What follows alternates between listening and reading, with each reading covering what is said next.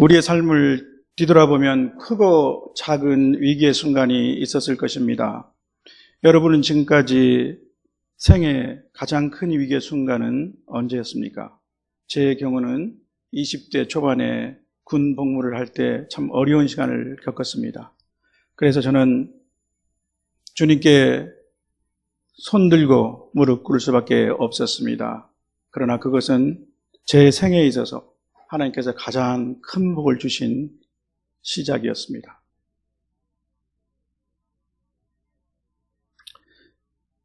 그 후에 돌이켜보면 비교적 평탄한 생활을 했습니다. 한 직장에서 거의 40년 가까이 안정적으로 생활을 했죠. 그러나 그럼에도 불구하고 회고해보면 두 차례 위기의 순간이 있었다는 것을 보게 됩니다. 어쨌든 돌아다 보면 모든 것이 다 하나님의 은혜라고 고백하지 않을 수 없습니다. 오늘 본문은 아브라함의 생애에 관한 창세기 12장에서 52장의 기사 중 가장 극적인 장면을 다루고 있습니다. 저는 칼을 잡는 믿음이라는 제목으로 말씀의 은혜를 여러분들과 함께 나누고 싶습니다. 먼저 본문의 배경을 간단히 살펴보겠습니다. 본문이 속한 창세기 22장은 아브라함의 시험에 관한 이야기입니다. 그런데 이 시험은 그 주체가 바로 하나님일지라는 점에서 매우 독특합니다. 어느 날 하나님이 아브라함을 시험하기 위해서 그를 부르셨던 것입니다. 아브라함이 이제 발을 쭉 뻗고 살만하게 될 때였습니다. 가정 불화의 불씨가 될 수 있는 하갈과 이스마엘을 내쫓고 또 안위의 위협이 될 수 있는 아비멜렉과 우물을 둘러싼 그런 모든 분쟁이 해결되고 평화협정을 체결한 때였습니다. 이제 하나님이 약속하신 대로 가나안 땅에서 복을 누리며 편하게 살 때가 다가온 바로 그때였습니다. 모든 하나님의 복을 누리기 위한 내적이고 외적인 조건이 갖추어졌을 때라고 할 수 있겠죠.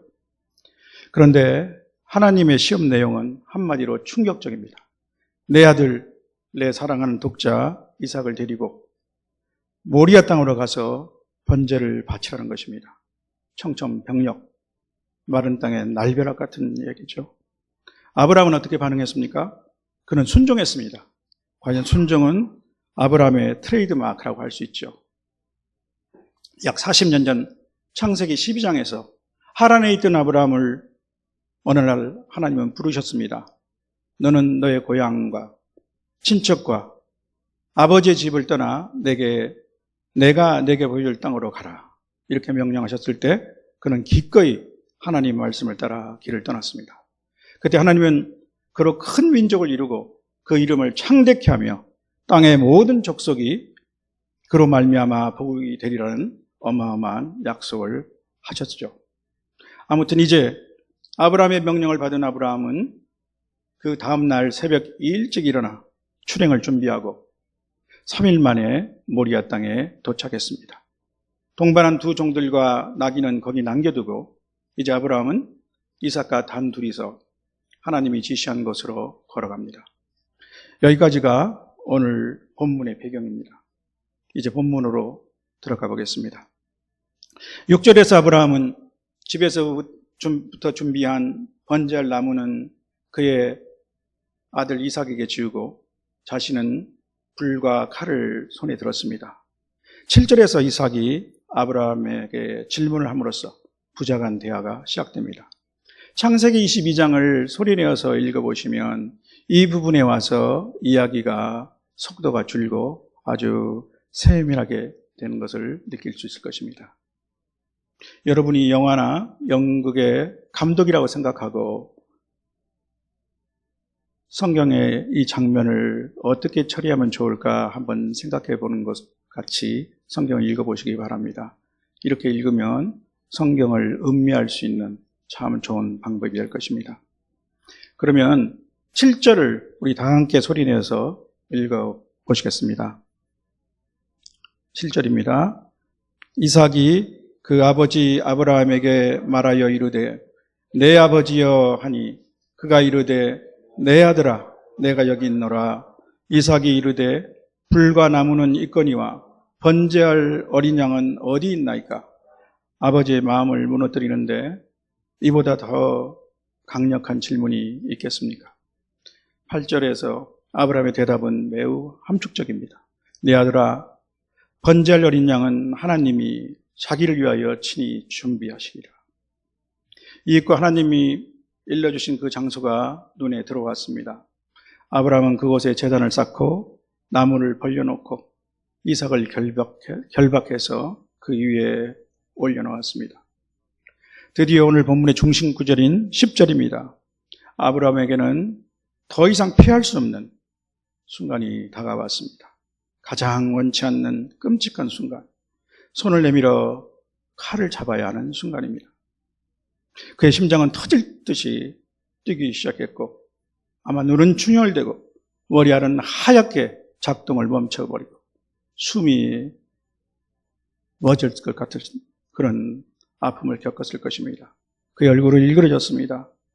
어쩌면 영문을 모른 채 동궁이 확장된 아들 이삭의 순진한 눈이 그의 눈과 마주쳤지도 모릅니다. 이 칼을 잡아야 합니까? 여러분이라면 어떻게 하시겠습니까? 여러 가지 생각들이 다시 그에게 몰려왔습니다. 어쩌면 집을 떠나기 전 마지막 밤부터 3일을 걸어오면서 방금 전 제단을 쌓으면서 그의 아들 이삭을 결박해서 그 위에 올려놓는 순간까지 몇 번이나 떨쳐보내려고 했던 생각입니다. 칼을 잡을 수 없는 이유, 칼을 잡아서는 안 되는 이유들입니다. 이성의 반기이며 이유 있는 저항일 것입니다.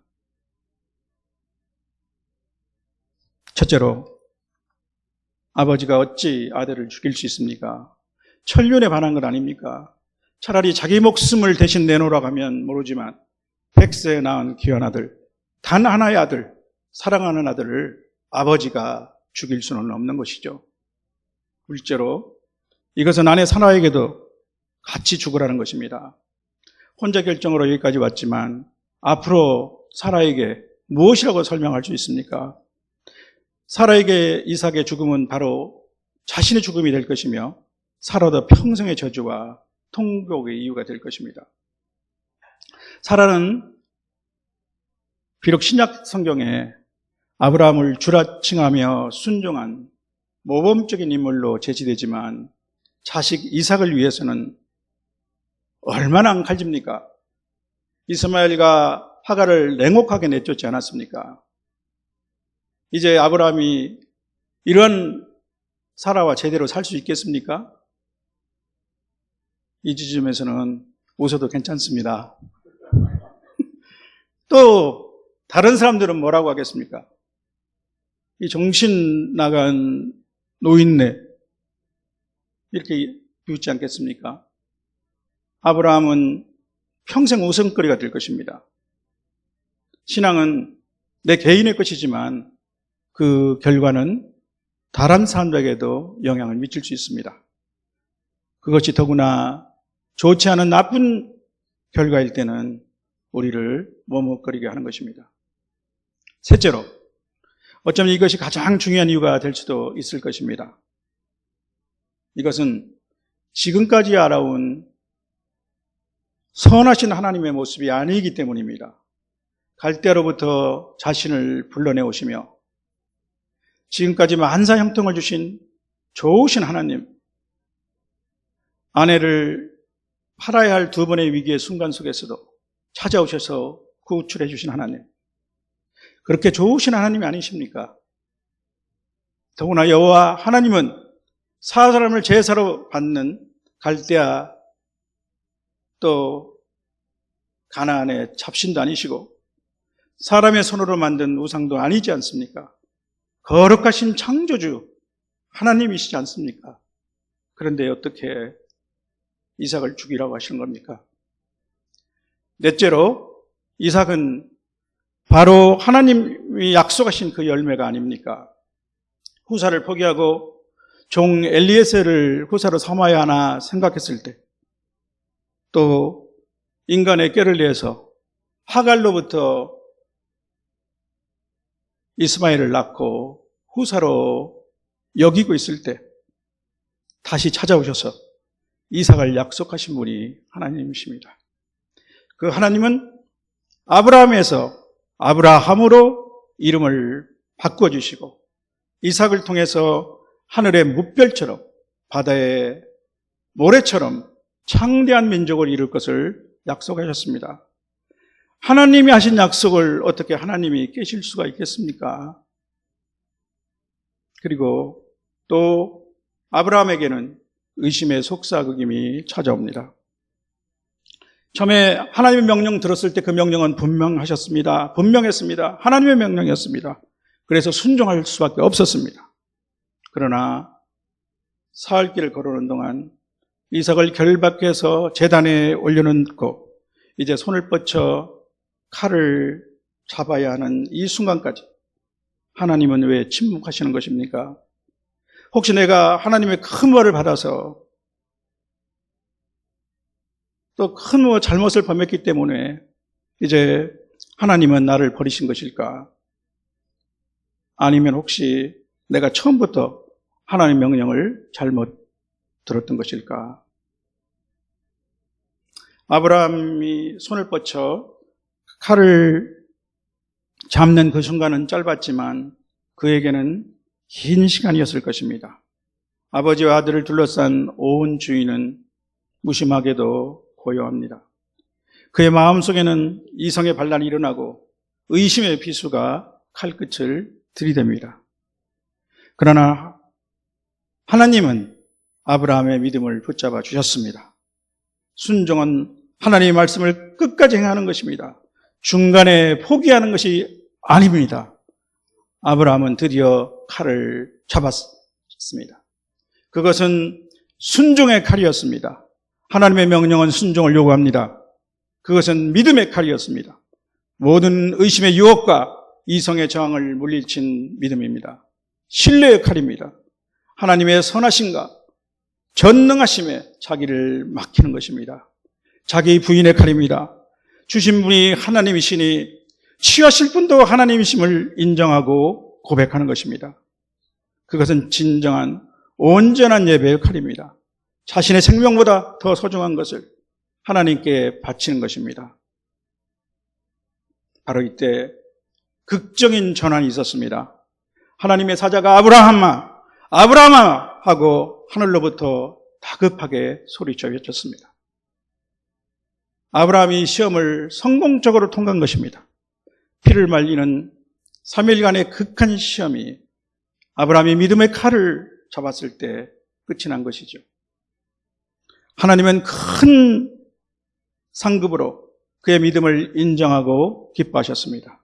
17절을 보면 내가 내게 큰 복을 주고 내 씨가 크게 번성하여 하늘의 별과 같고 바닷가 모래와 같게 하리니 내 씨가 그 대적의 성문을 차지하리라 라고 말씀하셨습니다. 내 씨가 그 대적의 성문을 차지하리라. 그 대적의 성문을 차지할 내 씨는 바로 우리 주 예수 그리스도가 아닙니까? 이 아브라함의 시험 안에 장차 자기 아들을 아끼지 아니하시고 우리 모두에게 내어주실 하나님의 구원 계획이 숨겨져 있었던 것이죠. 하나님의 구원 계획이 아브라함의 믿음의 순종을 통해서 실현되기 시작한 것입니다. 사실 아브라함은 홀로 내버려진 상태가 아니었습니다.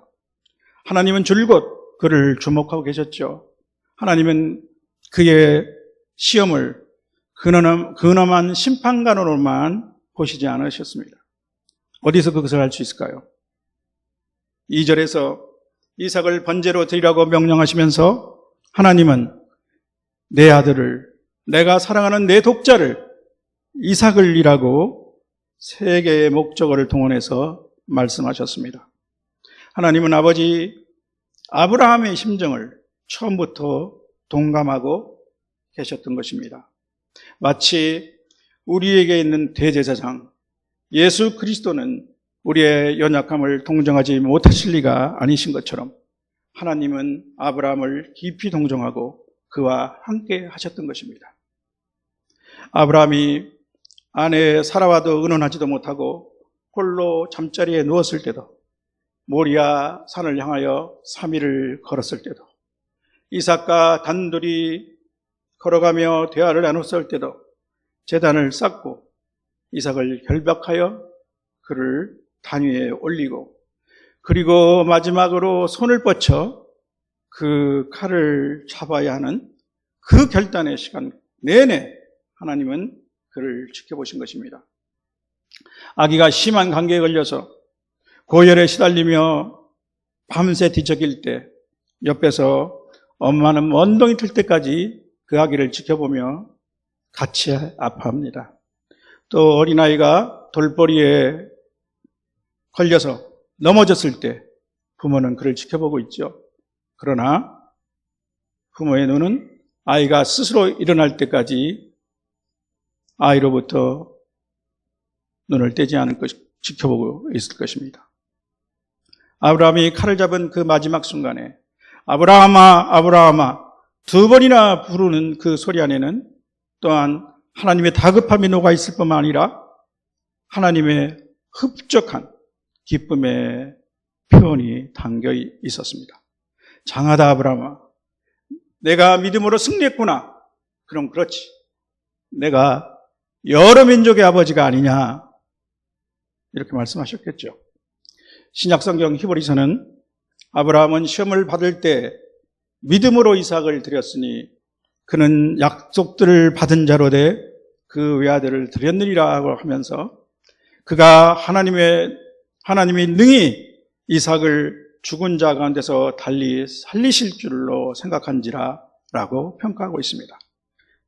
또한 아브라함을 이성적으로 괴롭혔던 것들도 애초에 전혀 문제될 것이 없음이 드러났죠. 하나님은 이삭 대신 한 순양을 미리 준비하고 계셨지 않습니까? 그렇다면 이삭을 번제로 드리라는 명령은 무엇입니까? 아브라함이 가장 소중히 여기는 아들보다 하나님의 명령을 더 소중히 여기며 순종하는지를 보시기 위한 것이었죠. 아들이라도 하나님보다 자기 마음에 더 소중한 자리를 차지한다면 우상이 될 수 있기 때문입니다. 그리고 더 궁극적인 목적은 이 믿음의 테스트를 통하여 아브라함에게 믿음의 조상에 걸맞는 자격을 재확인하고 약속하신 복을 주시기 위함이었습니다. 성도 여러분, 오늘 믿음의 칼, 순종의 칼, 신뢰의 칼, 자기 부인의 칼, 온전한 예배의 칼을 잡은 아브라함의 이야기가 우리의 삶에 주는 메시지는 무엇입니까? 우리는 삶의 여정에서 필연적으로 갖가지 시험이나 고난을 받게 됩니다. 죄악으로 부패한 인간 사회에서 우리가 살고 있기 때문이죠. 이러한 고난에는 세상 모든 사람들이 각각 그리고 공통적으로 겪게 되는 것이 있습니다. 각종 질병, 사고, 가난, 실직, 사업 실패, 사기, 배신, 가정 불화, 또 코로나19와 같은 전염병, 또 지금 중국과 일본이 겪고 있는 홍수, 가뭄, 그리고 아프리카의 메뚜기 떼 습격과 같은 자연재해가 바로 그런 것들이 되겠죠. 여기에 우리 그리스도인들에게는 복음과 신앙 때문에 당하는 특별한 시험과 고난이 있습니다. 세상과 어두운 이 세상 주관자들은 주님을 미워했던 것처럼 세상에 속하지 않은 주님의 자녀들을 미워하며 갖가지 태클을 걸어오기 때문입니다. 혹시 시험이나 고난 중에 계시는 분이 계십니까?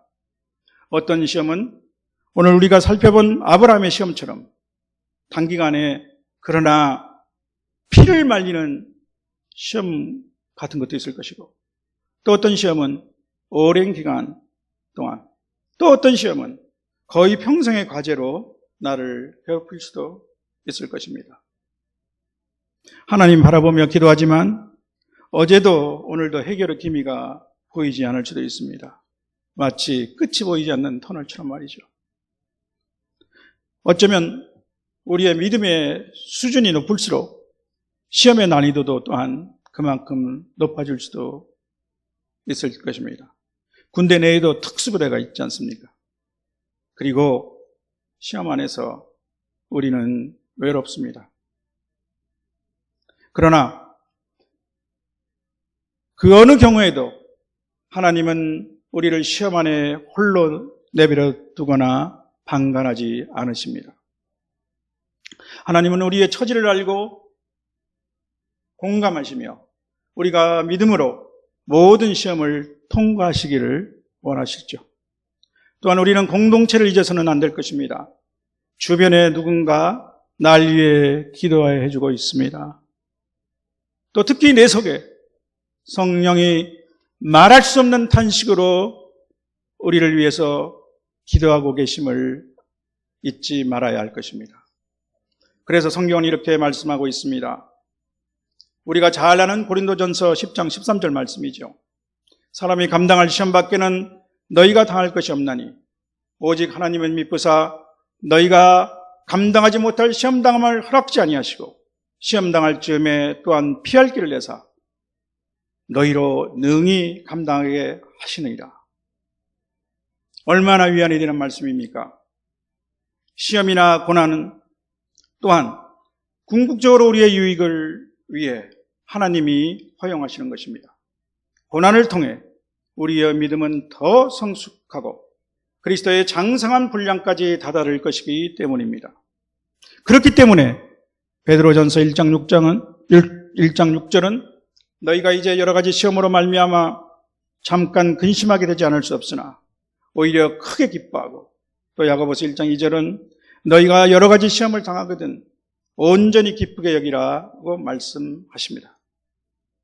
모든 시험 앞에서 아브라함처럼 단호히 믿음의 칼, 순종의 칼, 자기 부인의 칼, 온전한 예배의 칼을 들 수 있는 저와 여러분이 될 수 있기를 간절히 축원합니다. 기도하시겠습니다. 하나님 아버지 감사합니다. 오늘 아브라함의 믿음의 칼을 통하여 저희들에게 어떤 시련도 어떤 시험도 믿음으로 이겨나가겠다는 결단을 주시고 용기를 주시니 감사합니다. 저희들에게 주어진 시험이 저희들의 궁극적인 유익을 위한 것인 것을 알게 하시고 또 저희가 홀로 있는 것이 아닌 것을 깨닫게 하시고 믿음으로 승리하게 하여 주시옵소서.